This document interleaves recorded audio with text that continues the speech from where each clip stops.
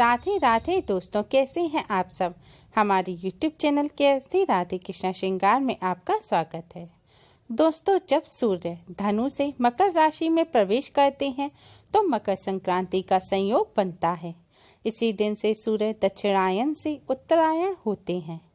इनके उत्तरायण होने से पृथ्वी के जीवों को सूर्य की भरपूर कृपा मिलनी शुरू हो जाती है। सूर्य की भरपूर रोशनी हमें प्राप्त होती है। साल 2021 में सूर्य देव 14 जनवरी की सुबह 8:20 पर धनु राशि से मकर राशि में प्रवेश करेंगे। इसलिए इस बार मकर संक्रांति का पर्व 14 जनवरी को मनाया जाएगा। मकर संक्रांति इस बार कई मायनों में विशेष है। मकर संक्रांति का पर्व इस वर्ष बृहस्पतिवार को है। देवगुरु बृहस्पति भी इस बार मकर राशि में ही विराजमान रहेंगे, इसलिए इसे एक विशेष संयोग के तौर पर देखा जा रहा है। मकर संक्रांति पर इस बार विशेष 5 ग्रही संयोग बनने जा रहा है। मकर संक्रांति के शुभ अवसर पर मकर राशि में 5 ग्रह एक साथ विराजमान रहेंगे। मकर संक्रांति पर मकर राशि में सूर्य, शनि, बृहस्पति, चंद्र और बुध एक साथ मकर राशि में रहेंगे। मकर संक्रांति पर सूर्योदय से पूर्व पवित्र नदी में स्नान करें। यदि पवित्र नदी में स्नान संभव ना हो तो स्नान के जल में गंगा जल की कुछ बूंदें मिलाकर स्नान करें।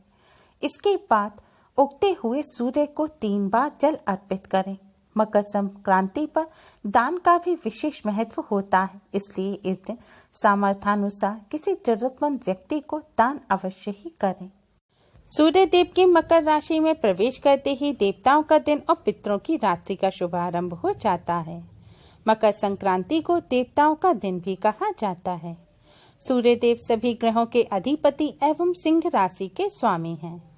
आदि काल में सूर्य देव के पास सभी 12 राशियां थीं, परंतु कुछ काल उपरांत उन्होंने सिंह राशि को अपने पास रखा और कर्क राशि चंद्रमा को दे दी। बाकी सभी 2-2 राशियां अन्य ग्रहों में बांट दी। मेष राशि में सूर्य उच्च एवं तुला राशि में नीच संज्ञक माने गए हैं। किसी भी जातक की जन्म कुंडली में यदि सूर्य अकेले ही बलवान हो, केंद्र अथवा त्रिकोण में हो, तो उस व्यक्ति का जीवन कामयाबियों से भरा रहता है। इनके राशि परिवर्तन का सभी 12 राशियों पर प्रभाव पड़ता है। मकर संक्रांति पर ग्रह पीड़ाओं को शांत करने के लिए, ग्रहों के अशुभ प्रभाव को शुभ में बदलने के लिए मकर संक्रांति के दिन सूर्य देव के साथ साथ गौ माता का भी विशेष रूप से पूजन किया जाता है, क्योंकि गौ माता में समस्त ग्रह और 33 कोटि देवी देवताओं का वास होता है। मकर संक्रांति के दिन गौ माता की सेवा करने से सभी अशुभ ग्रह शुभ फल प्रदान करते हैं और साथ ही माँ लक्ष्मी जी की भी असीम कृपा प्राप्त होती है। मकर संक्रांति के दिन सूर्य देव का पूजन अवश्य ही करना चाहिए। मकर संक्रांति पर हो सके तो सूर्योदय से पहले अवश्य उठें। उसके बाद स्नान करके स्वच्छ लाल रंग के वस्त्र धारण करें।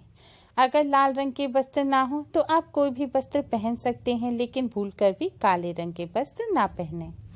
इसके बाद एक तांबे के लोटे में शुद्ध जल, थोड़े से तिल, थोड़े साबुत चावल, हल्दी, कुमकुम और 2 लाल पुष्प डालकर आप भगवान सूर्य देव को जल चढ़ाएं।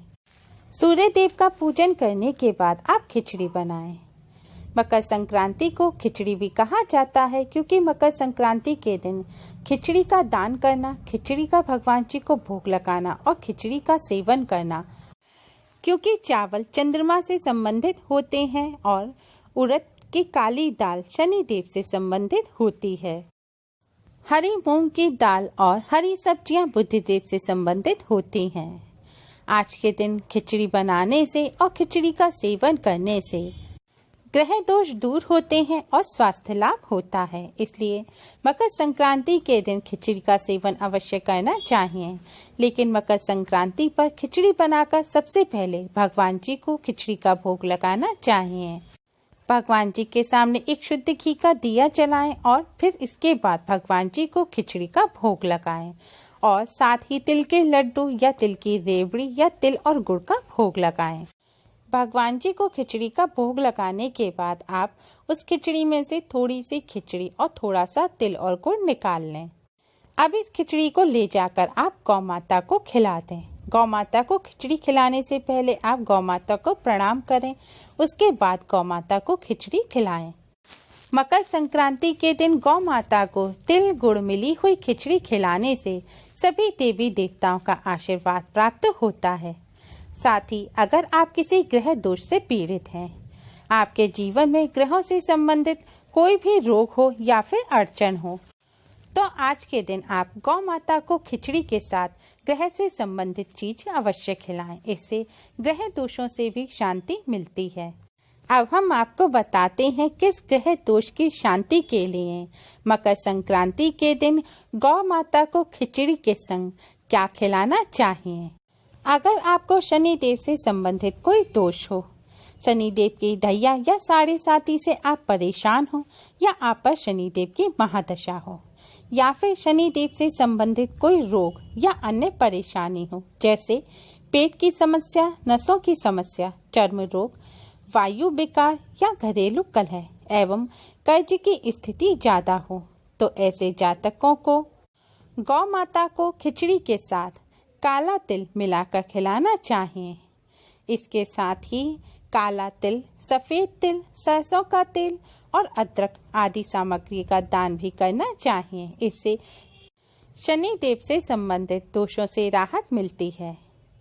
अगर आपको शुक्र देव से संबंधित कोई दोष हो, शुक्र देव से संबंधित कोई रोग हो, जैसे मधुमेह, चेहरे पर झुर्रियां, पारिवारिक कलह, दाम्पत्य जीवन में अनबन आदि हो, तो ऐसे में आपको गौ माता को मकर संक्रांति के दिन खिचड़ी के साथ मिश्री खिलानी चाहिए।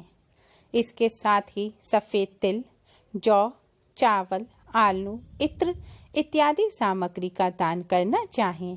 इससे शुक्र देव से संबंधित दोषों से राहत मिलती है।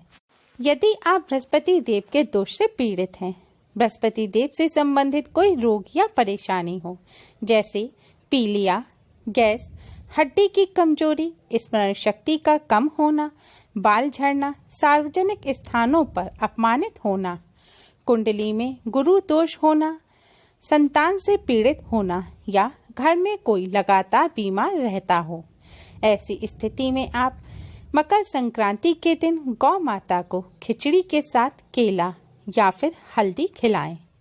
इससे बृहस्पति देव से संबंधित दोषों से राहत मिलती है। इसके साथ ही आप बृहस्पति देव को प्रसन्न करने के लिए मकर संक्रांति के दिन शहद, हल्दी, दाल, रसदार फल, केला, अन्य सामग्री का दान अवश्य करें।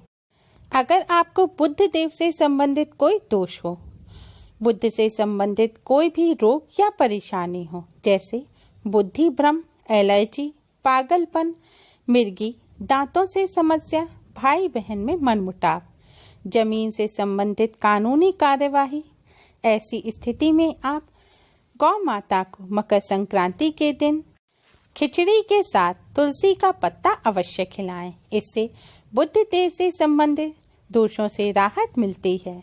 इसके साथ ही मकर संक्रांति के दिन चावल के साथ धनिया, मिश्री, सूखा तुलसी का पत्ता, मिठाई, मूंग की दाल, शहद का दान अवश्य करें।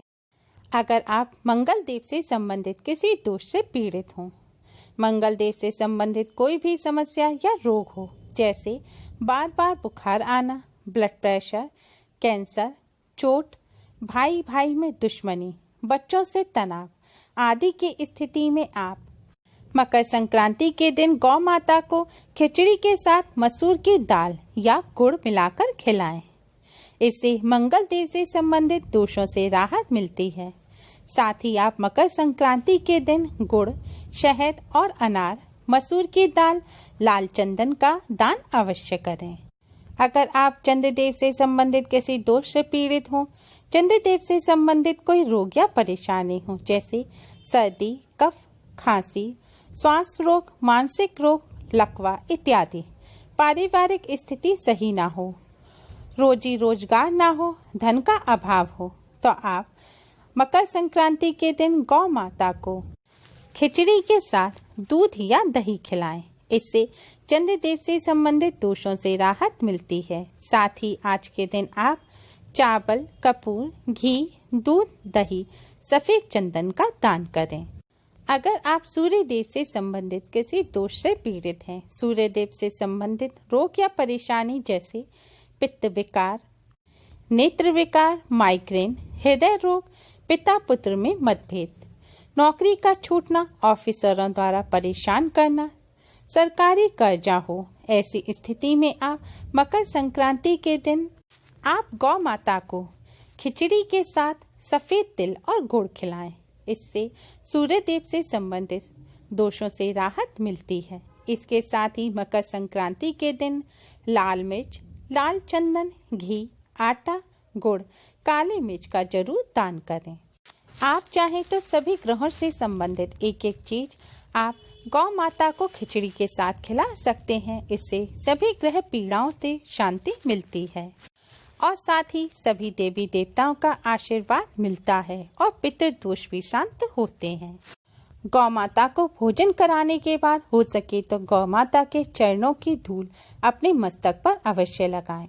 मकर संक्रांति के दिन गौ माता की पूजा सेवा करने से माँ लक्ष्मी जी की भी असीम कृपा प्राप्त होती है, क्योंकि गौ माता को माँ लक्ष्मी का ही रूप माना जाता है।